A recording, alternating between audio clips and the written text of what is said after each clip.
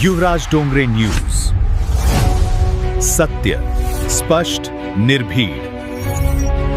जरांगे पाटील घाबरतो मरायला, चोरू चोरू खातो आणि दाखवतो उपोषण करून राहिला. बघा त्याचा कार्यकर्ता काय म्हणून राहिला. हे साफ खोटे, खरे कष्ट करणारे आम्ही.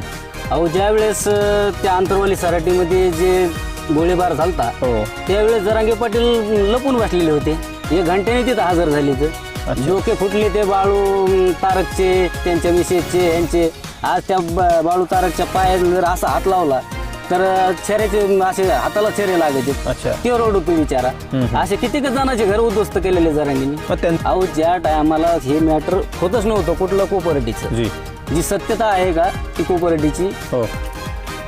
5-5-15चा कार्यक्रम होता नारायणगडावर. सर्व काही गोष्टी होत्या का त्या 2 लाखावरच होत्या. 2 लाख मुरडुंगच वाजायचे, 2 लाख कीर्तन ठेवायचे, 2 लाख कुस्त्याच करायच्या. म्हणजे टोटल म्हणजे 2 लाखावरच होतं साऱ्या कोण खर्च करणार इतकं मोठा. बुक छापले होते, बरेचसे पैसे गावोगाव बुक वाटले होते, बरेचसे पैसे गोळा केले असणार त्याच्यामध्ये. त्या सुद्धा चौकशी. कोण प्रमुख होते या सगळ्या कार्यक्रमात? त्या कार्यक्रमात जरांगे पाटीलच प्रमुख होते. पैसे कोण गोळा करायचे? ते आता ह्या तालुका अध्यक्ष, संघटनेचे तालुका संघटनेचे. या 2-3 बघितला? ते शिवबा संघटना. काय वाटलं तुम्हाला त्याचं नाव जरांगे पाटील खरी हिंमतवान आहे काय? म्हणजे मराठा बांधवांना तेथे सोडून मोकळं लपून राहते. हा तो त्याचा योद्धा आहे. हा बोलून राहिला. पुरी खाली पिल्ली काढली जरांगे पाटीलची ह्या व्यक्तीनं. काय वाटतं तुम्हाला? खरंच मराठा बांधवांना आरक्षण देण्याचं काम करते काय?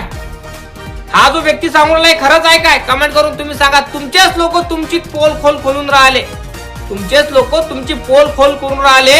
तर विचार करा तुम्ही.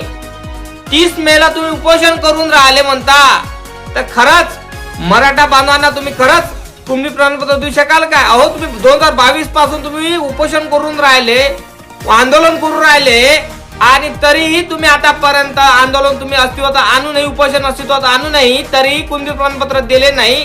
तर विचार करा तुम्ही. फक्त तुम्ही मराठा बांधवांना भरोसा ठेवून राहिले, दुसरं काहीच नाही. आश्वासन देण्याचं कारस्थान चालन तुमचं हे राजकारण आहे, दुसरं काहीच नाही. जरांगे पाटील लक्षात ठेवा, तुम्ही राजकारण करून राहिले, राजकारण खेळून राहिले आणि मराठा बांधवांच्या काळजाची खेळून राहिले. हे लक्षात ठेवा तुम्ही. आणि परमेश्वर तुम्हाला कधीही माफ करणार नाही, हे लक्षात ठेवा. अरे जे गोष्ट शक्य आहे तेच होणार ना. जे गोष्ट शक्यच नाही ते होणार का? आणि हे जे कुणबी प्रमाणपत्र म्हणत आहात तुम्ही मिळणार, हे शक्य नाही आहे. तुम्ही कितीही हैदराबादी गजेट काढा, कुठलंही नाही आणा, तरी काही होणार नाही. कारण मेन मुद्दा हेच आहे. कारण जे कुणबी प्रमाणपत्र तुम्हाला म्हणता भेटलं पाहिजे, हे भेटणं अशक्य आहे. कारण त्यासाठी तुम्हाला स्वतंत्र आरक्षण घेणं गरजेचं आहे. तुम्हाला माहितच असेल तर तुम्हाला याद देतो, बाबासाहेब आंबेडकर हे आरक्षणाचे जनक आहे.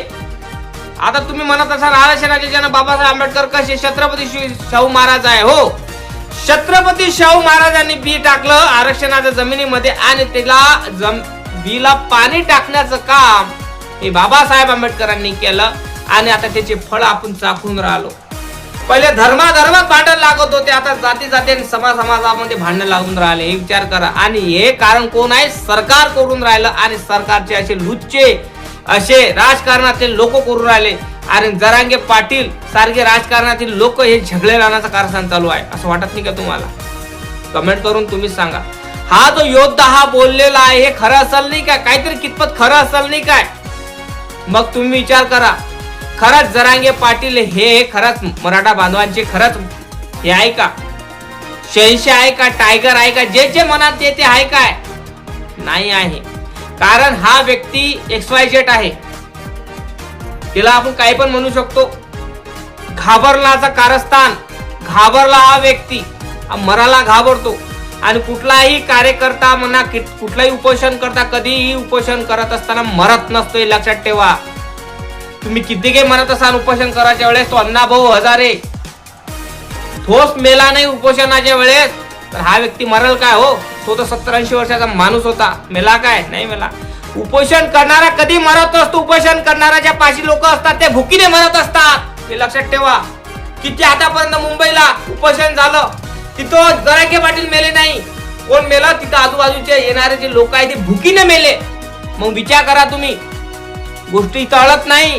गोष्ट इथं अडते की इथं मराठा बांधवाच्या काळजाशी जरांगे पाटील खेळत आहे.